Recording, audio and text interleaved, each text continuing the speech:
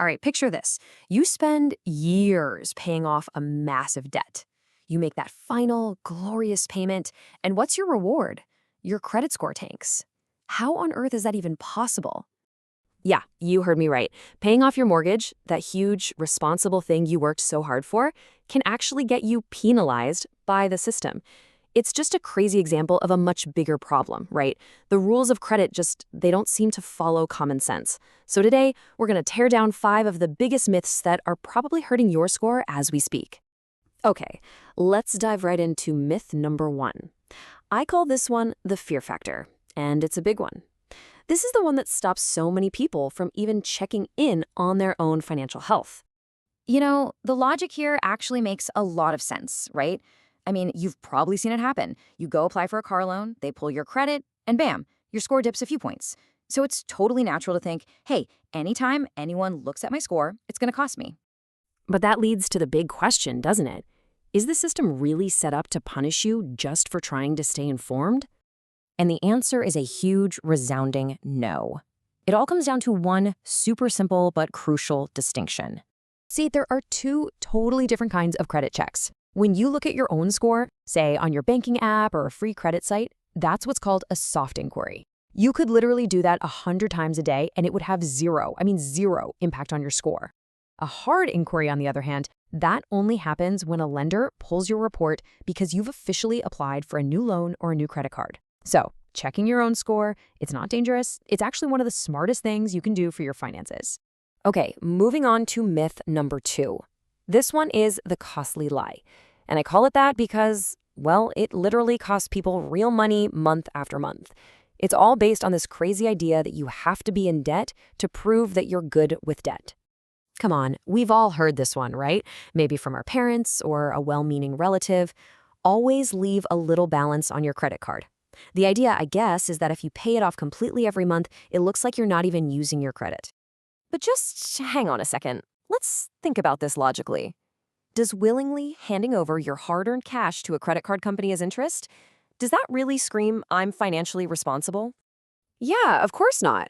This is, without a doubt, one of the most expensive mistakes you can make in personal finance. So let's forget the bad advice and look at what the scoring algorithm actually cares about. So take a look at what makes up your score. That second biggest slice of the pie, amounts owed at 30%, that's where all the confusion comes from. It sounds like they want you to owe money, but it's not about that at all. It's measuring something else entirely, something called your credit utilization. And this term, credit utilization, is maybe the most important thing you need to get right. All it is the percentage of your available credit that you're using at any given moment. So if you have a $10,000 limit on a card and you have a $1,000 balance, your utilization is exactly 10%. Simple as that. And this is what the algorithm is looking for. It doesn't want you to pay them interest. No way. It wants to see that you have a whole bunch of credit available, but you're only using a tiny little bit of it. The real secret? Keep that utilization under 10%, and then, and this is key, pay the bill in full every single month. That's the power move. All right, so myth number 3 actually ties right into what we just talked about with utilization. This is the simplification trap. And it's so tempting because it feels so, organized and responsible. You finally pay off a credit card and you think, great, I'll just close the account and clean things up. Makes total sense, right? I mean, on the surface, it seems like the obvious move. Why would you keep an old store card from college open if you never use it? It feels like a loose end, maybe even a fraud risk. Closing it feels like checking that final box. Done.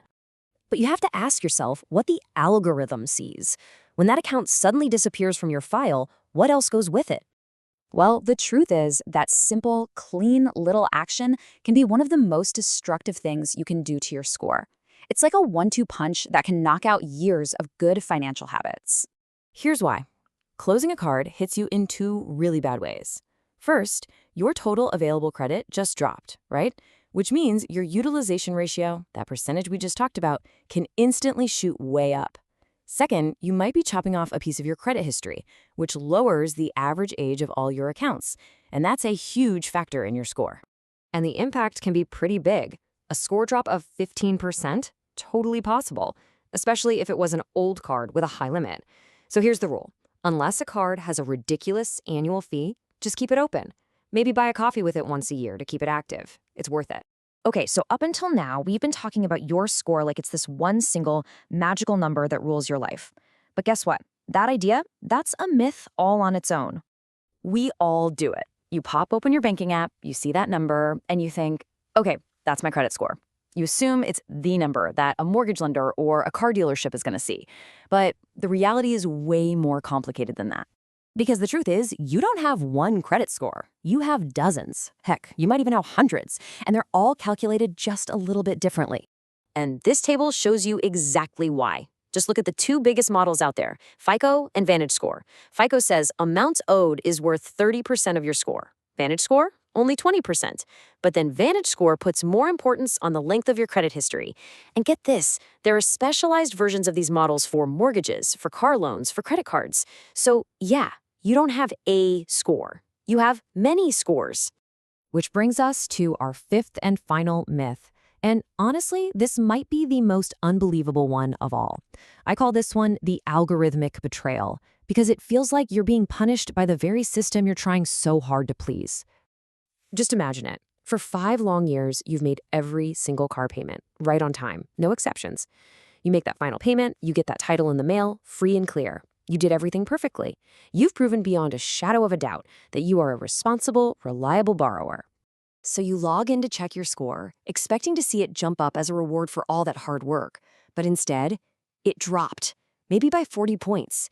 It feels like a punch to the gut. What in the world just happened? Welcome to the craziest paradox in credit. That incredibly responsible thing you just did, paying off a loan, can actually hurt your score for a little while. And here's exactly why that happens. It really comes down to 2 things. First, you just lost a piece of your credit mix. See, the algorithm likes to see that you can handle different types of debt, like credit cards and installment loans. When that car loan closed, your mix just got less diverse. And second, the algorithm just lost an active account that was feeding it fresh, positive payment data every single month. Now, the good news is the dip is usually temporary, but it's the perfect example of how the algorithm's logic is not human logic. So after all these counterintuitive, crazy myths, it's pretty clear we need a whole new playbook, right? We have to stop doing what feels right and start doing what the system actually rewards. So let's recap. Here are the 5 new rules for your credit playbook. Rule 1, check your score all the time. It's safe, it's a soft inquiry, and it won't hurt you. Rule 2, pay your balances in full. Do not pay 1 cent of interest to build credit. Rule 3, keep those old accounts open. Protect your credit history. Rule 4, know that you have many scores, not just one. And rule number 5, the big one, master your credit utilization. Your goal is to keep it under 10%. You do that, you're going to win. So I want to leave you with this one final thought. Ask yourself, are you managing your money or are you managing the algorithm? See, being good with money, saving, investing, being debt-free, that's for building your own wealth.